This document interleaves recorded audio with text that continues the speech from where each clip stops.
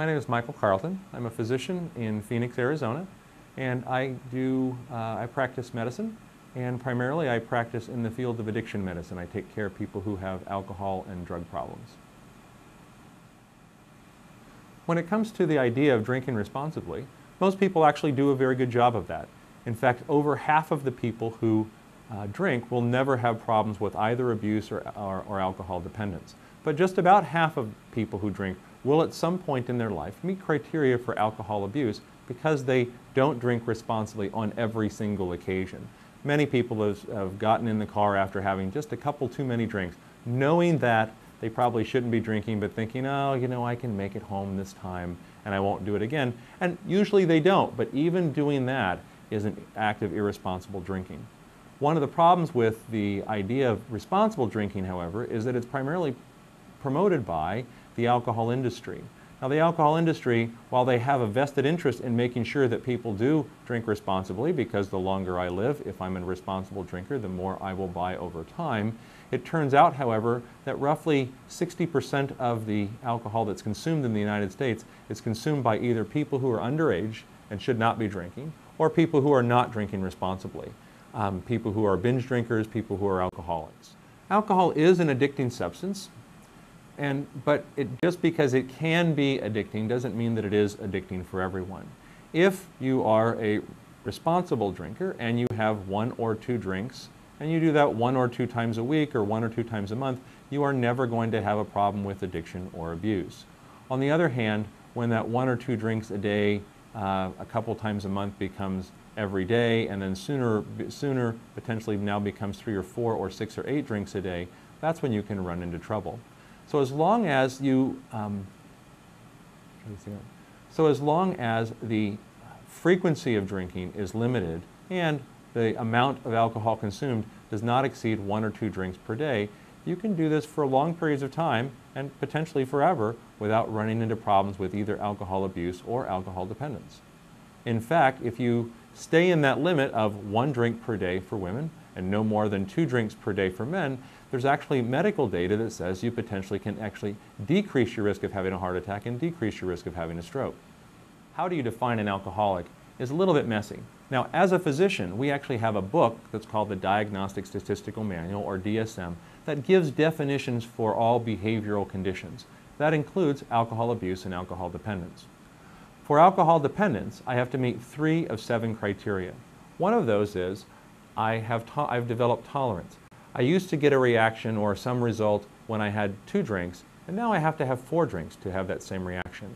If I'm needing more alcohol to either receive a buzz, to receive the pleasure that I used to get from drinking, then I met that criteria. If I quit drinking and have a withdrawal syndrome, I may have just little tremors, I may be sick to my stomach a little bit, or I may have a full-blown alcohol withdrawal, which may cause me to have shakes and anxiety and nervousness. My blood pressure may go up, my heart rate may go up, I may start having hallucinations, and those can be auditory. I may be hearing things, seeing things, I may be feeling my skin crawling around.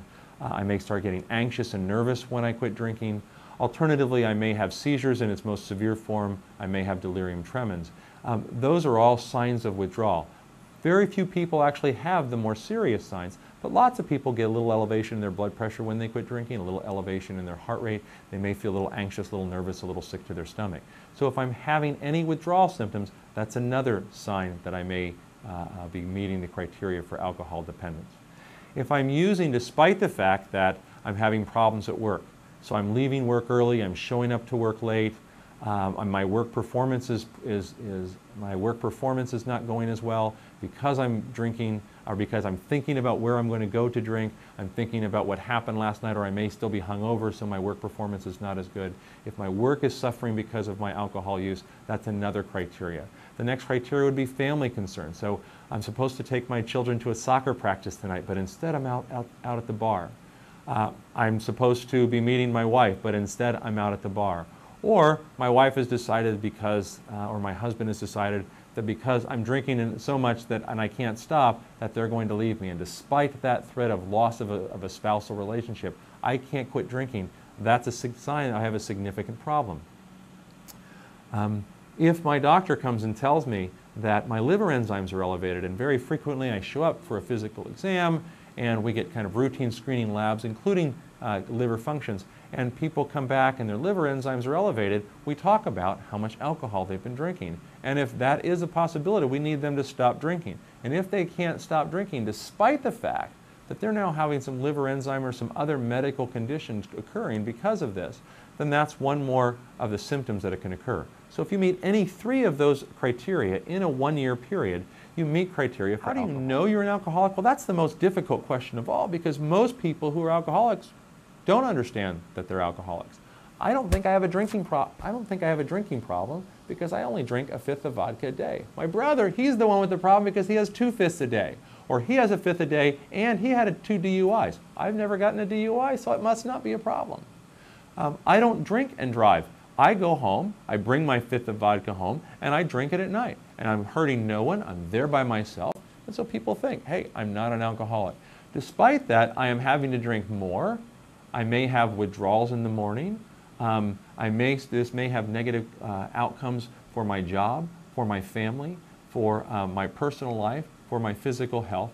And if those things are occurring and I'm still drinking, then once again I meet criteria for alcohol dependence. But it turns out that the vast number of people who meet criteria, medical criteria, for alcohol abuse or alcohol dependence really don't believe that they have a problem. The way we define heavy drinking is by women who drink more than 4 drinks a day or men who drink more than 5 drinks a day. And if you're having that much, that's considered a heavy drinking day, and that again is where we really start to see lots of problems. One of the statistics that I think is really important is that if you're a woman and you have 3 drinks per day on average, you are 13 times more likely to develop breast cancer than if you're a non-drinker. So it is important that even just small changes in the amount of alcohol you consume can have significantly negative consequences on your long-term health. DUI laws are present because alcohol is the most preventable cause of motor vehicle accidents. The #1 cause of people getting in motor vehicle accidents is alcohol. And it turns out that 40% of the people who are killed in motor vehicle accidents that involve alcohol had nothing to do with the alcohol. So when people drink and drive, they're not just putting themselves at risk, they're putting many other people at risk. As I said, 40% of the people who die in an alcohol-related motor vehicle accident did not consume alcohol. It's another person's fault. And so what we need to do is make sure that when people are drinking, that they're not driving. Lots and lots of places have taken that into consideration. Most bars, most restaurants will find you a taxi ride home. Many times you don't even have to pay for that cab ride home if you have been at the bar and drinking. Why? Because they don't want you out drinking and driving either. If you are, then they become liable for that. If you recognize that you have a drinking problem, that you have on a couple of occasions drank and then got into your car and driven anyway, if you are drinking despite the fact that you're having trouble at work and you're having trouble stopping, if you think, you know what, I really want to quit and I keep thinking that I'm going to quit, but I can't do that. If I think, okay, this weekend is the weekend, I'm only going to have 2 drinks on Friday night, and before you know it, your 2 drinks turn into 2/5 of vodka or 2 12-packs of beer, and you can't drink, that's a great time to try looking for help before you run into trouble with the law. If you have a family member, if you have someone, a friend, if you have a coworker who you recognize is in that setting, but they yet don't recognize it, that's a good time to start finding ways to try to find help for that person. Particularly if it's a family member, sometimes it's a lot easier to address that issue than if it's a friend. But if you see somebody, to try to address that with them, to try to help them, encourage them to